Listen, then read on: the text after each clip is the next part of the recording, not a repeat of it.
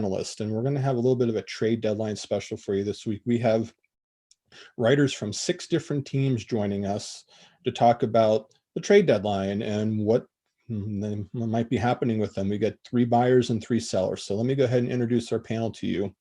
First, they're going to be from the Montreal Canadiens, our Canadiens writer, also one of our community managers. This is Melissa Boyd. Hello, Melissa.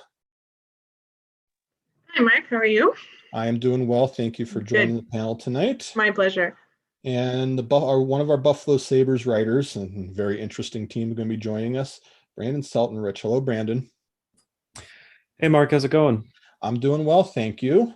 And we have our Toronto Maple Leafs writer, one of the very best, joining us here, dipping his toe into the NHL draft scene this year as well, Peter Baracchini. Hello, Peter. How you doing, Mark? Great to be back. It's great to be back. Always love having you on the show. The Winnipeg Jets are on this panel tonight. Declan Schroeder is joining us. Hello, Declan. Hi, Mark. Thanks for having me on. Appreciate your time as well. And we have the New Jersey Devils joining us tonight. Alex Chavancy is joining us. Hello, Alex. The magic of technology. There he is. Get him off of mute. And hello, there Alex. There it is. Hey, how's it going? I'm good. Thanks for joining us tonight. And finally, we have Pat Brown going to be representing the Detroit Red Wings. Hello, Pat. Welcome to our panel tonight. Hey, Mark. Thank you so much for having me. Well, fans, this is going to be a lot of fun. We're going to spend around the next 40, 45 minutes. We've got our experts here. We've got 3 buyers. We've got 3 sellers. And we're going to try to get you as educated as possible. And I might even throw some Blue Jacket stuff in there if there's time. So we're going to have a lot of fun with this. And Melissa, we're going to start with you here. We'll start with a clear buyer. Because when it comes to Mark Bergevin, it's always interesting. I think you were the one that said, don't ever listen to the general manager. Yeah. He came out and said he wasn't going to do anything. What does he do? He goes out and acquires Eric Stahl for a couple of draft picks. But you know what? I don't think he's done. You know, he says he's done. He says he's cap strapped. Sorry, I just don't believe it. So fill us in, Melissa. Do you feel like that Mark Bergevin is done? And if he's not done, what do you think he's after? Yeah, I don't think he's done. He actually said it a little bit in his press conference last week, basically saying, you know, if I told you guys everything or I laid out my plan, then that doesn't put me in a good position with the other GMs. So he more or less said, I'm not going to actually ever tell you what I'm going to do. So, but he's actually, it's funny because as all of you know, he's kind of cap strapped right now. So I think he definitely would love to improve the team. But I think in order for him to do that now, especially, it's going to have to be money in, money out situation for him. So I think he's going to do a bit of both, buying and selling. We've already seen a few names float around that he could sort of dangle in a trade. Lekkinen, Armia, Byron, those kind of things, Victor Mete as well. So I think he's definitely going to look to be shoring up probably the defense. Number 1 was a new center, which he got in Eric Stahl last week. We needed some veteran presence up the middle. And our second need, I think, is a defenseman, a puck-moving defenseman, preferably. So we'll see what he's able to do. But again, I think he's going to have to clear cap space before he does anything. He's literally got his nose right, like we're right there. He had to do some major gymnastics last night just to so that the Canadiens could have a full roster on the ice. So we'll see. And there's also Cole Caulfield, who just signed his entry-level contract. The expectation is that he will play before the end of the season, definitely in Montreal. That's what everybody hopes and thinks. So there's another addition without making a trade. Melissa, I'll throw one more question at you for now. You mentioned one guy that is, I think, been mentioned and very interesting, is Arturi Lekken. And I guess what is it about him that makes him available? Is it strictly because of the cap, or is it performance? You know, kind of fill everybody in on why his name might be out there. Yeah, I think it's a bit of both.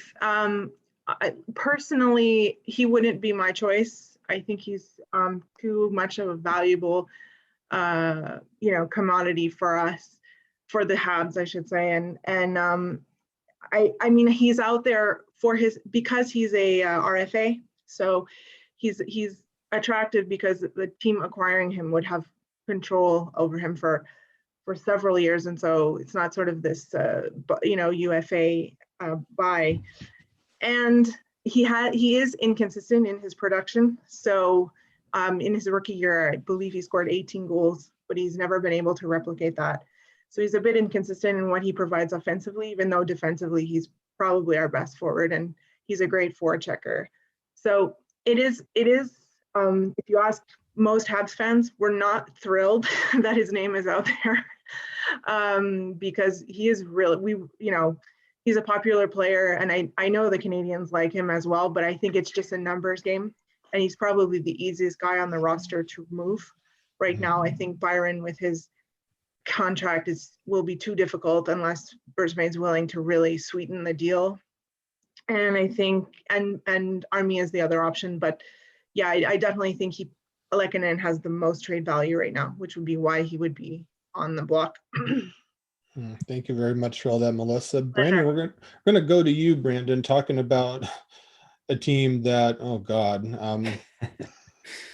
18 in a row, and playing the Flyers right now, and that is the Buffalo Sabres. So where do we begin here? We could begin with Taylor Hall. We could begin with a lot of different names there, but I guess I'll frame it this way. What is the biggest story that we should be watching from a trade deadline perspective? Is it Taylor Hall? Is it maybe a couple other names that we should be paying attention to, maybe not getting the press? Just where do you think that we should be focused on? I think you'd be right to say that Taylor Hall is definitely the biggest storyline to pay attention to as far as name recognition. But from a Sabres standpoint, as far as players who have been, tenured with the team for a pretty long time, I would look at, honestly, I haven't heard his name mentioned so much, but it has come up recently as the Sabres losing streak, or winless streak rather, has been extended to 18, maybe 19 games tonight, even if, they're up 2-0 right now, but we'll see. Monday proved anything could happen. Rasmus Ristolinan is who I'm referencing. This is a guy who's been with the Sabres since 2013. And he has played now for, under Don Granato, as the 6th head coach. He will have played 4 in his, 8 years with the team.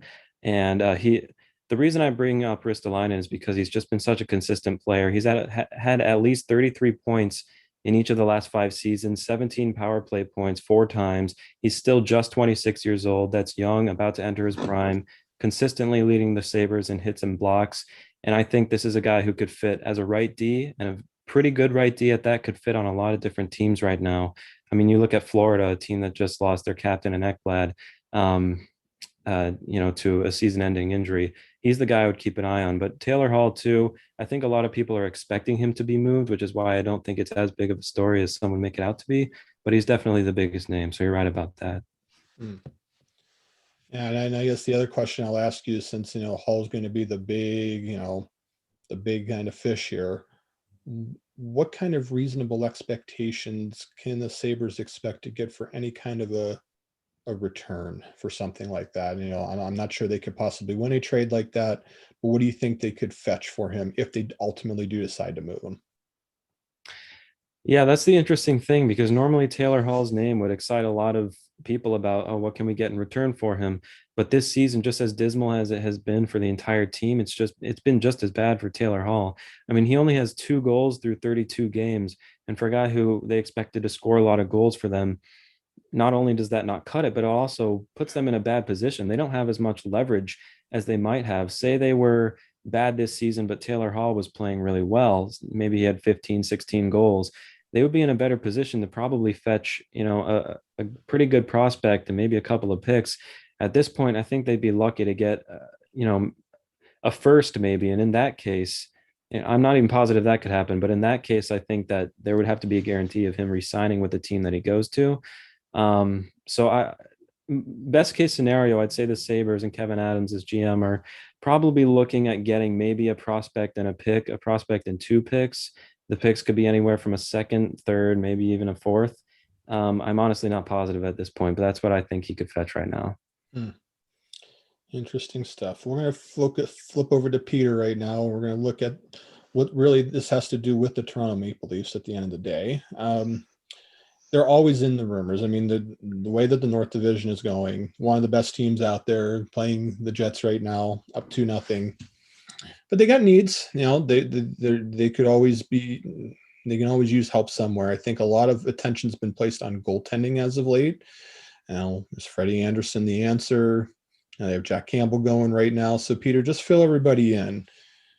Goaltending's going to get some attention.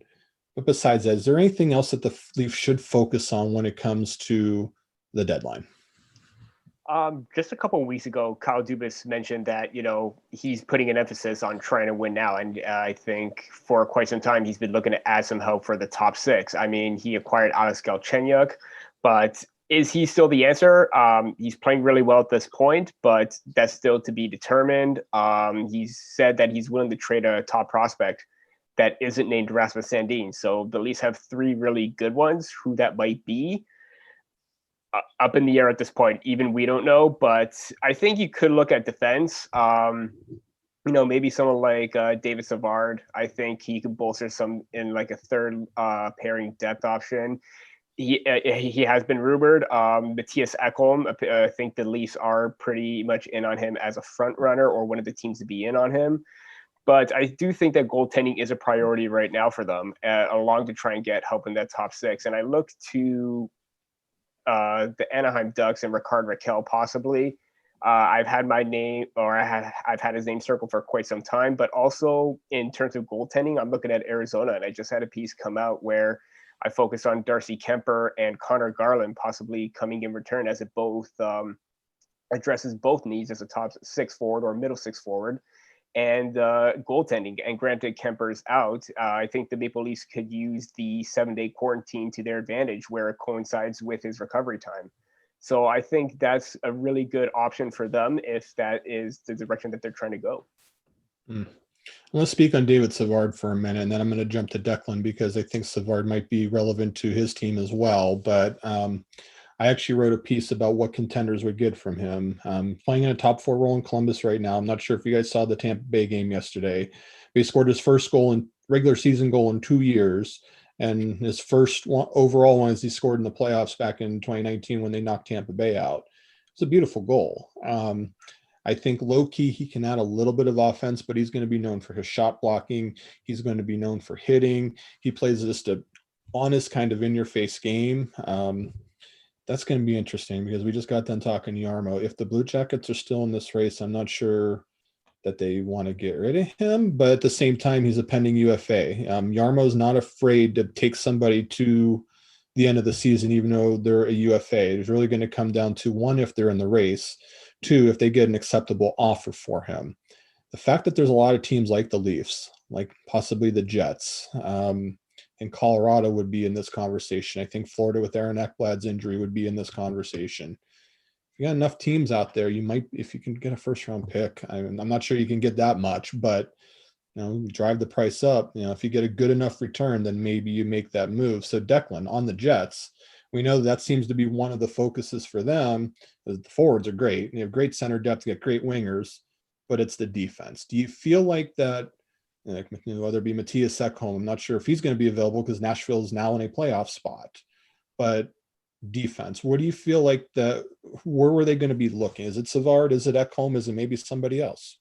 Well, since you just finished there talking about Savard, I guess we'll talk about him first. He's someone who's definitely come up in conversation as a potential Jets target. As you say, he could have a number of suitors which could drive the price up. I can tell you that Savard's lack of offensive ability or goal scoring wouldn't be a problem on the Jets because, as you also mentioned, they have not just an excellent top six, but they have an excellent contingency 4 lines deep. So the Jets defense doesn't need to be high scoring. It just needs to be stout and shut down. I think they have 5 goals this season coming off the sticks of defensemen. So they're clearly not focused on scoring. So he could be a good target if the price is right. Looking at Matthias Ekholm, there's been a lot of conversation about his potentially joining the Jets. There's been rumors of that for maybe about a month now, but I think the ask is going to be very high since Nashville is now contending. They're getting back closer to playoff spot. the reports coming out is that Nashville's asking for a first round pick, a top prospect, and another asset. So that's a pretty steep price to pay for the Jets. And it would have to be a money in, money out situation. That third asset would have to be somebody like Matthew Perreault with a $4 million contract to make the money work. Regarding elite prospects, to trade for Ekholm, I think Cole Perfetti and Ville Heinola should be completely out of the conversation. I don't think the Jets should entertain any trade that includes sending them out of town just based on their potential. I wouldn't want to see that at all. So I think the ask for Ekholm might ultimately be a little bit too high. So what I'd actually like to see before the Jets explore a trade is to look internally at what they have with Ville Heinola, because although he's still young, he has been excellent with the Manitoba Moose this season. He looks NHL ready. I'd like to see what he could do before they pull the trigger on a trade, because any trade not only complicates the cap situation, but also complicates the expansion draft situation, especially if you land Ekholm with somebody with 1 year left in his contract. It's the Jets already have enough issues of who they're going to protect and who they're going to expose. So that would add even more of a wrinkle into that. So it's complicated, but I'd like to see what the Jets can do in-house before they make a trade, even though their defense does need some improvement. Well, we'll come back to you here in a little bit, but let's get the other guys involved. So, Alex, we're going to take a look at the New Jersey Devils. They had a hot start to this season.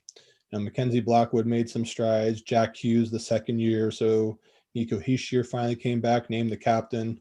A lot of good things, but at the same time, very tough division. They're kind of in a position where I think a lot of people expected to be down. So kind of fill everybody in on the state of the Devils right now. Like, I think Kyle Palmieri's name is kind of the big one that's out there that you might be able to go to a contender, but talk about him and then maybe talk about some other guys that you could see move by the deadline.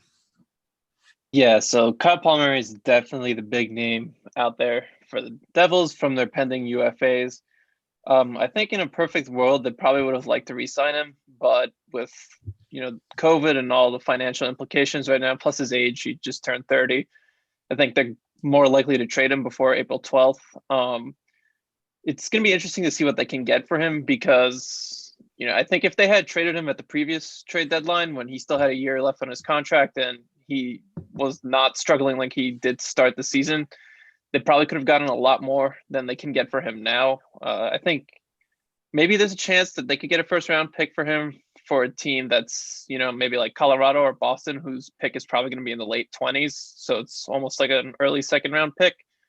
But I think they're more likely to get a second round pick and a prospect from a team. Peter was talking before that the Leafs might want to score, and I think it was in The Athletic that James Myrtle had published a piece saying that Palmieri could be a target for them, and they have the assets to make that work. Prospect like Rodion Amirov or Nick Robertson's off the table, if they're going to trade him to the Leafs. But the Leafs got some other guys like Vidi Miettinen, I think I'm pronouncing that right, and then Philip Hollander that can make sense. I think the Bruins are also a pretty good fit for Palmieri. It's just that if it's a futures trade, the Bruins don't have the greatest farm system. I mean, they do have their first round pick, so that helps. But, Jake DeBrusk has been kind of struggling there. So I wonder if there's a path to making that work. I think a Palmieri for DeBrusk 1-for-1 swap is probably not enough, but the Devils have some other assets that could make that work. If you're looking for a defenseman, just come on down to New Jersey, because they got 3 pending UFAs on their blue line: Dmitry Kulikov, Ryan Murray, and Sami Vatanen. Kulikov, he only has 2 points this season, but he's been terrific for the Devils. Maybe their second or third best defenseman behind Ty Smith and Damon Severson. It'll be interesting to see what the Devils can get for him. I think there's also a case to re-signing him to a short-term deal, but he's playing so well that they should be able to sell high on him. They got a second-round pick for Andy Green at the last deadline and a throwaway prospect in David Quenneville. So maybe that's a similar return they could get for Kulikov. They traded Vatanen at the last trade deadline, and that trade worked out great because Yanni Kuokkanen has been really good for the Devils this season. And then they used the draft pick they got in that trade to draft Nico Doss at the 2020 draft. So that really worked out well for them.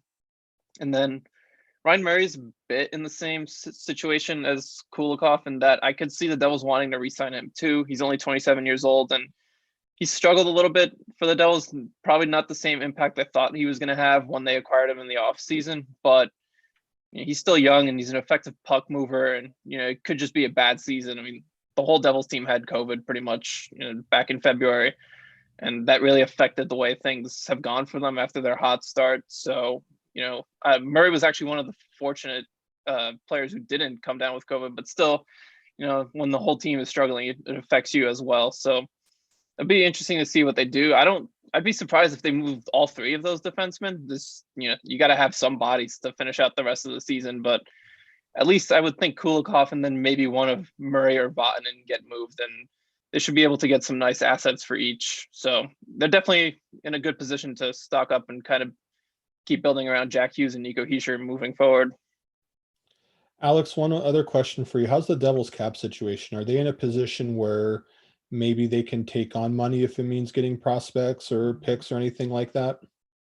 Oh yeah, they're not going to have an issue with cap space this summer. I think right now with Travis Zajac is coming off the books this summer, so that's about an additional $6 million they'll get. I think it's around like 5.875, so they'll get. So, but even if they bring him back, it's not going to be for that much money, so they should have around like $35 to $40 million in cap space this offseason. So even at the very minimum, they're going to have to hit the floor. So yeah, they got money to take on assets if that's the situation. And what Jarmo was talking about the flat cap, how it's going to affect teams. I mean, the Devils are one of the few teams where the flat cap's not really going to affect them. They should be able to take advantage of it like they did last offseason when they acquired Andreas Johnson from Toronto and Ryan Murray.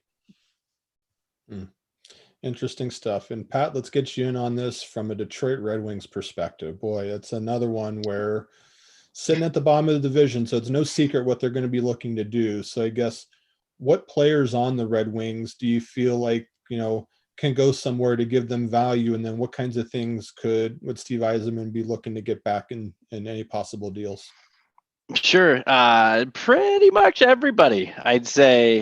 If the right offer comes along, Stevie will be listening. So I think the big names you see out there, Bobby Ryan, which I think that's part of the reason why he came to Detroit, revive his career and maybe go to a contender at the deadline.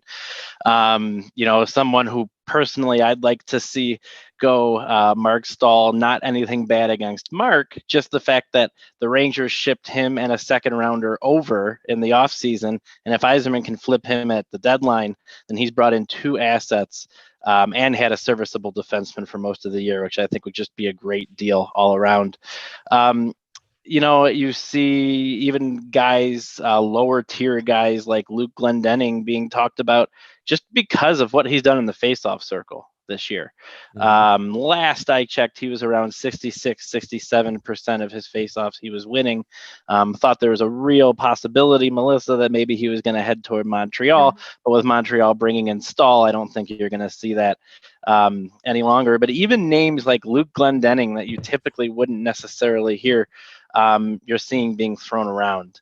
One of the ones that surprises me a little bit, and you hear his name a lot year in and year out, is Anthony Mantha.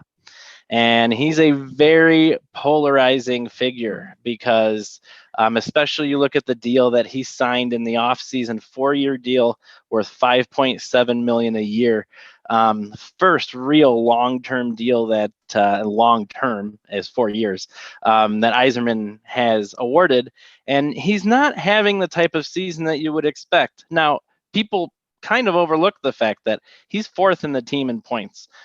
He's middle of the pack in scoring, and really got off to a super slow start. So there's a lot there that could be potentially dealt. Who's going to take on that contract? 3 years remaining at $6 million for Mantha. What are they going to ship over for him? And I just don't necessarily see a deal going through for him. But everybody on the Red Wings is pretty much on the table, with the exception of your obvious candidates, right? Larkin isn't going anywhere. Your Moritz Seiders, your Lucas Raymonds, they're not going anywhere.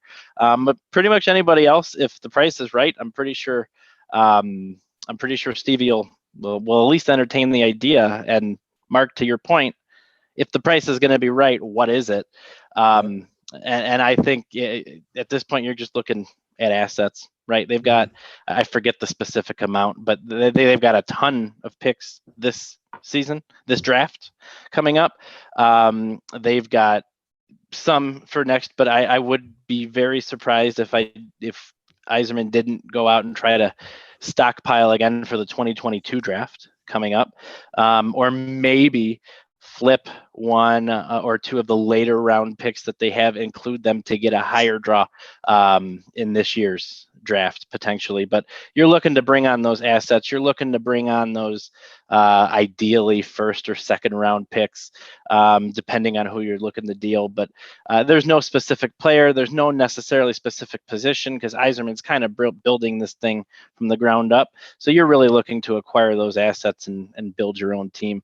One other thing that you would ask Alex that applies to the Red Wings as well, there's plenty of room. Plenty of cap space, plenty of room to retain salary. So if Mark Stahl, for example, is not terribly attractive because of, well, why the Rangers dumped him, his salary, the Red Wings can retain the max, which is half of it, so there's wiggle room within the cap at the deadline to be able to retain salary, ship out some of those players, and bring in some assets. Very, very good stuff, everybody. So just kind of reset it here about 8:45 on the East.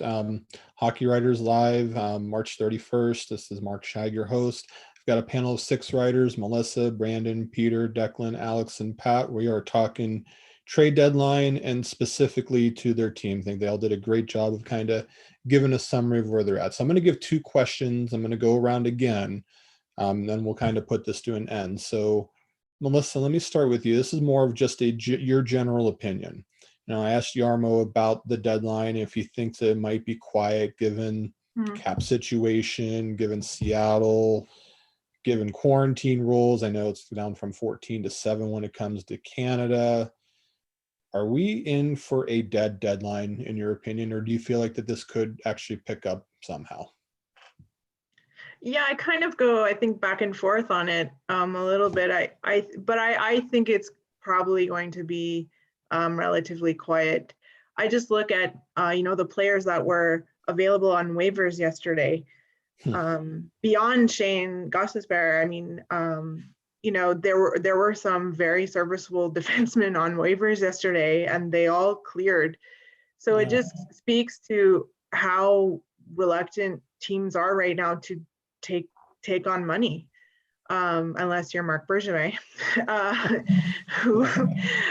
But yeah, so I think it's going to be quiet. I think though that there probably are going to be 1 or 2 moves that nobody saw coming. I think there always is that one, like right at like 3 p.m. that everybody goes, whoa.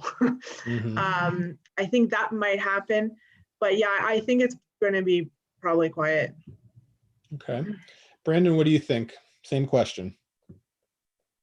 Yeah, just because of the year that it is and everything is so strange, a lot of managers expressed that if they were going to make big moves, they would do it earlier in the season and not wait until the deadline. I mean, Jarmo earlier when he was on, he expressed, why would you be so inclined to go out and get a player when they're basically going to sit out the rest of the regular season, save a couple of games?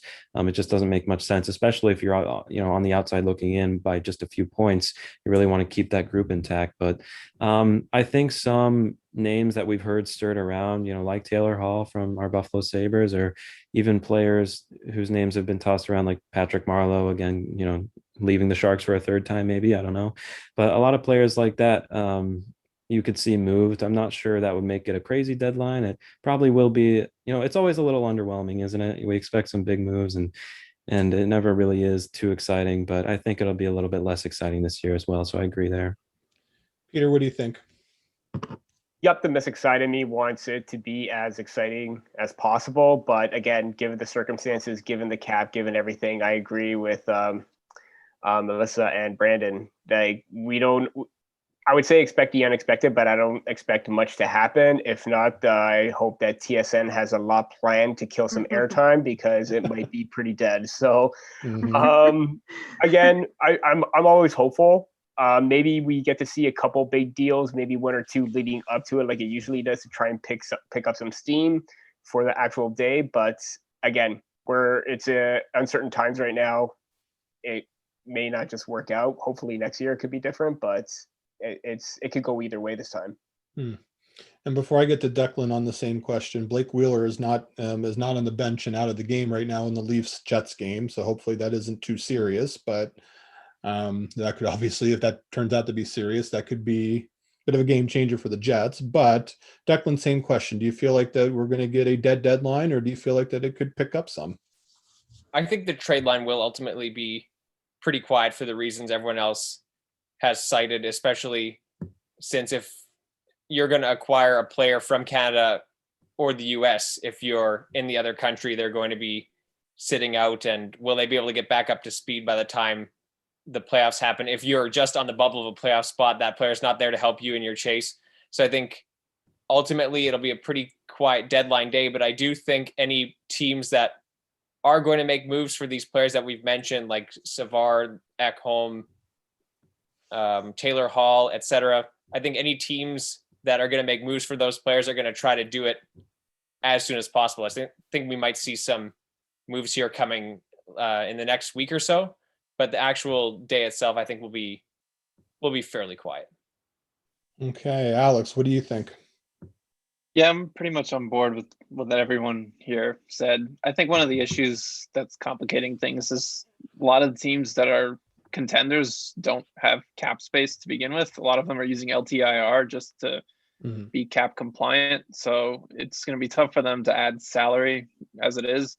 I guess, like, from the Devils' perspective, it helps that they have so much cap space and they can retain salaries. So maybe they're going to be able to make the moves they want to make. But I think looking at the whole picture, I think it's going to be kind of tough I think it'll be kind of quiet around the league. I don't expect anything too crazy to happen, like a Mark Stone kind of deal happening this year. I just don't see that happening.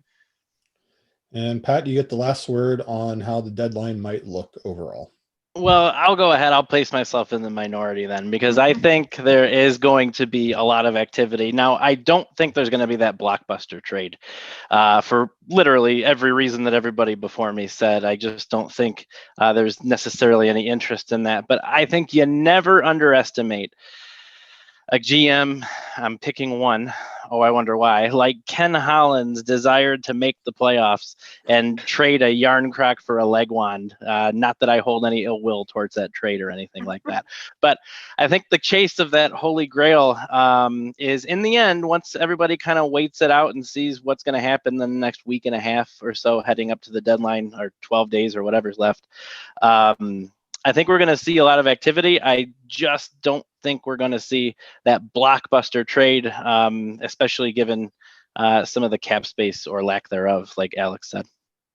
All right, one last question for our panelists tonight. We'll go back to Melissa here. And this is going to be specific to the teams that you cover, as much as you know. As I know, obviously, a lot of things can change.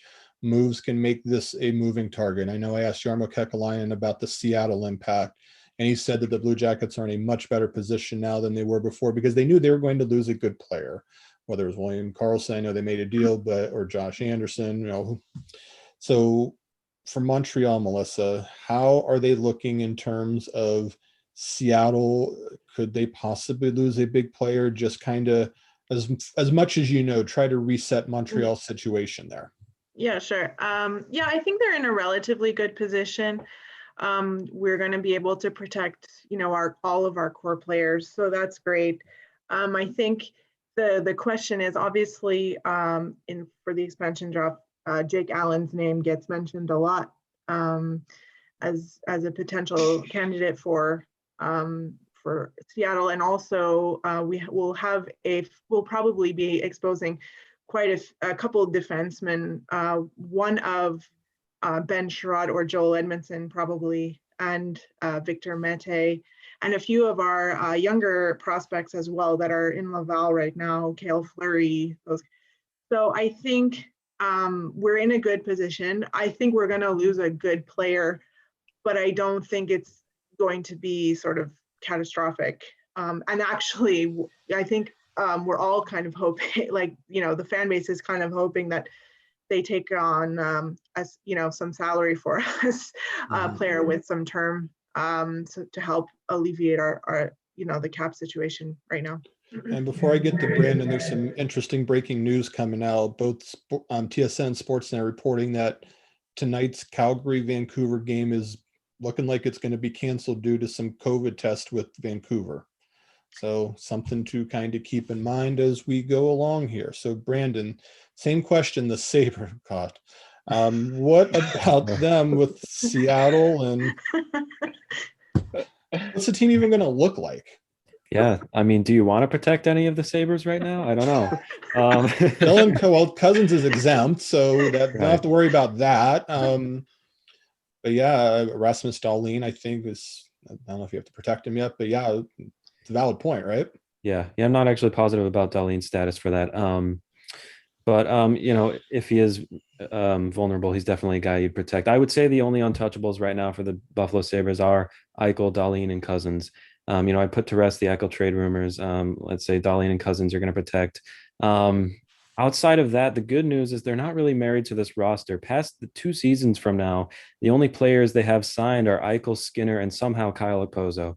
But outside of those people, it's really up to them. Are they going to dive into another reset, another rebuild? I'm not sure ownership wants that, but in that case, you can pick and choose who you think you want to build around, what core players you want to keep, and then expose whoever you think you can afford to lose for nothing.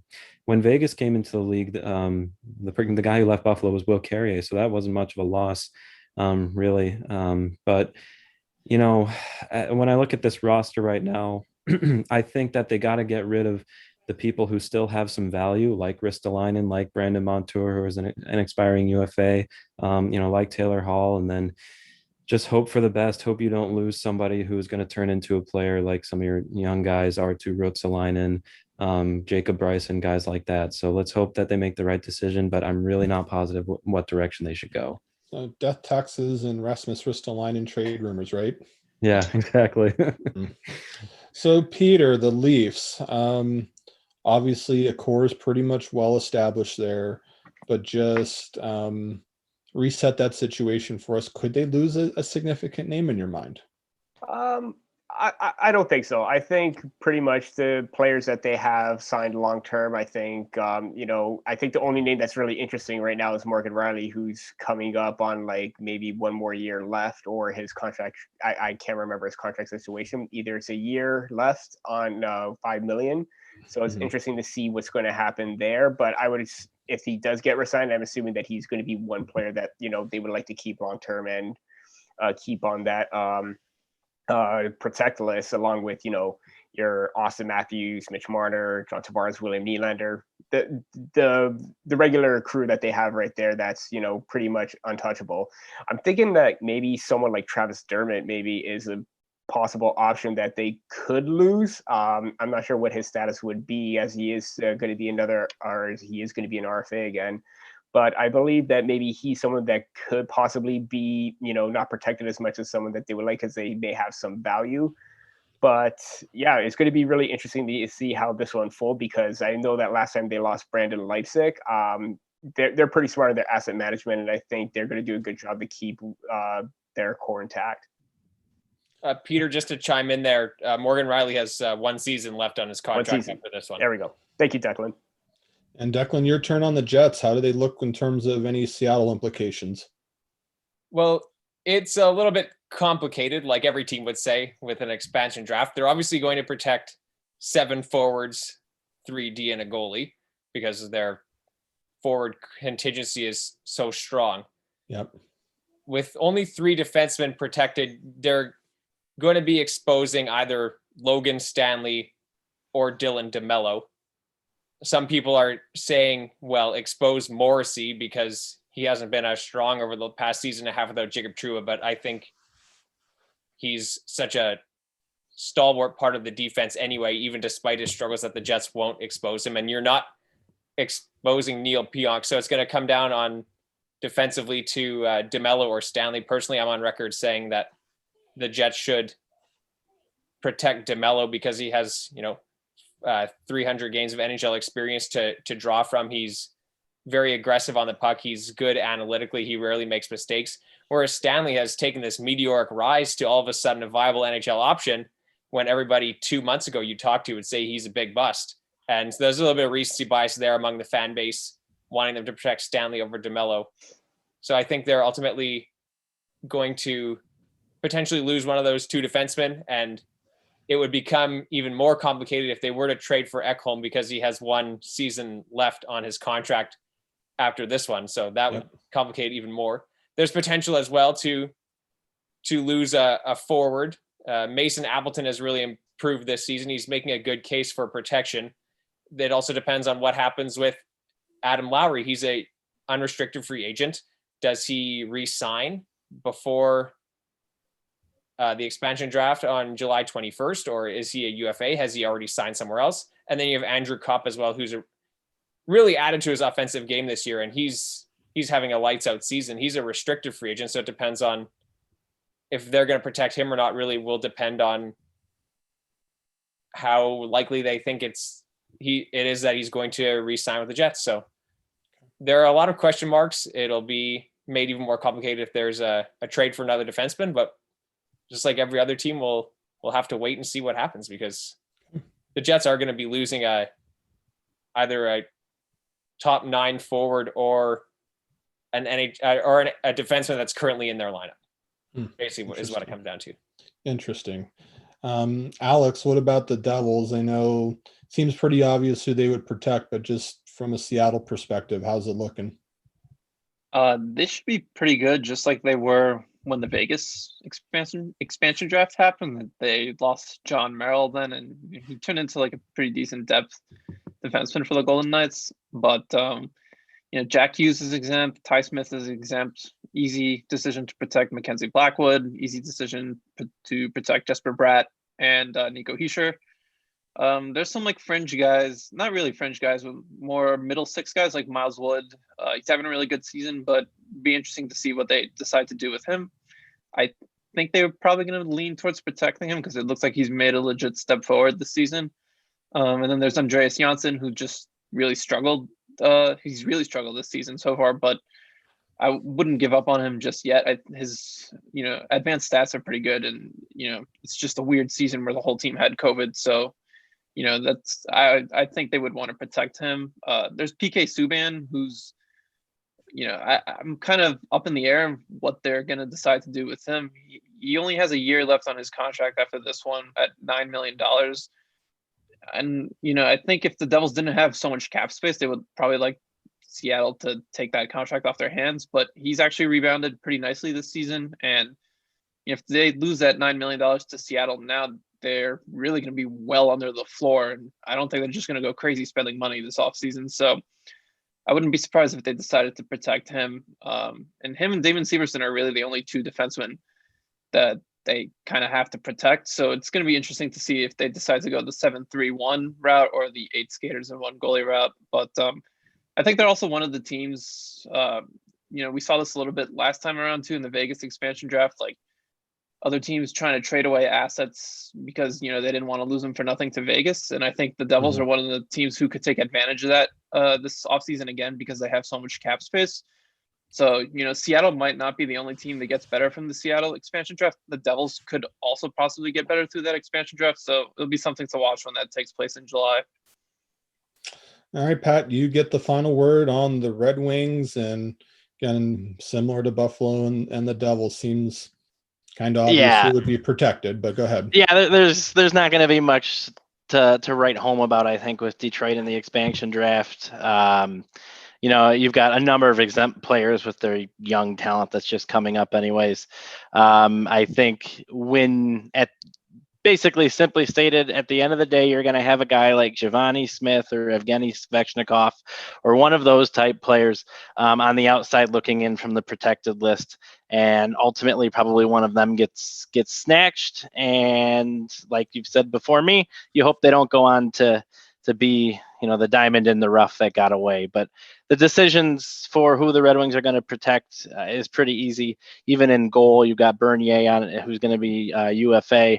The assumption was you're going to protect Grice, but Grice hasn't been playing terribly well this year, to be honest. So it may be interesting to see what happens between the pipes, but even if Seattle would even be interested in picking up whoever the Red Wings don't protect, to be honest. But at the end of the day, I think it's pretty straightforward. There's a number of exempt players who would really be between them and the core, your Larkin, Bertuzzi, Manthas.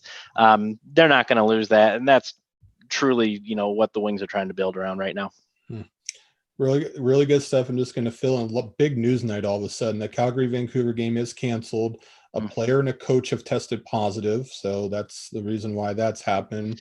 Sabres are up 4-1 on the Flyers, late second period. Whoa. Wow. Worst lead in hockey, apparently. Ryan Elliott has been chased from the game. Alex Lyon is in.